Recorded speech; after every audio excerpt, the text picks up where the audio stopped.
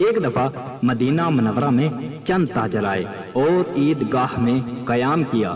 جب کچھ رات گزر گئی تو حضرت عمر رضی اللہ تعالیٰ عنہ حضرت عبد الرحمن بن عوف رضی اللہ تعالیٰ عنہ کو اپنے ساتھ لے کر ان سوداگروں کے خیمے کے پاس گئے تاکہ رات بھر ان کی حفاظت کریں۔ اثناء حفاظت میں حضرت عمر فاروق رضی اللہ تعالیٰ عنہ نے ایک لڑکے کے رونے کی آواز سنی۔ آپ اس کی طرف آئے اور اس کی ماں سے کہا، خدا کا خوف کر، اس بچے کو نہ رلا۔ یہ کہہ کر آپ واپس آ گئے۔ تھوڑی دیر بعد بچے نے پھر رونا شروع کر دیا۔ آپ نے پھر آ کر اس کی ماں سے وہی کہا جو پہلے کہا تھا۔ حضرت عمر رضی اللہ تعالیٰ عنہ نے جب تیسری مرتبہ بچے کے رونے کی آواز سنی تو پھر اس کی ماں کے پاس آئے اور کہا، افسوس، میں نہیں سمجھتا تو اپنے بچے کو اس طرح کیوں رلا رہی ہے؟ آخر کیا بات ہے؟ یہ چپ کیوں نہیں ہوتا؟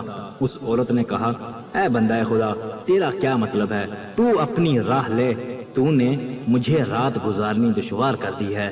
میں اپنے بچے کو دودھ چھٹوانے کی عادت کر رہی ہوں۔ آپ نے پوچھا کیوں؟ اس نے کہا، اس لیے کہ جب تک بچے کا دودھ نہ چھڑایا جائے عمر رضی اللہ تعالیٰ عنہ وظیفہ مقرر نہیں کرتے۔ آپ نے پوچھا، ابھی اس کے کتنے مہینے اور باقی ہیں؟ اس عورت نے بتایا کہ اس قدر باقی ہیں۔ آپ نے فرمایا، اچھا جلدی نہ کرو، ابھی اسے دودھ پینے دو۔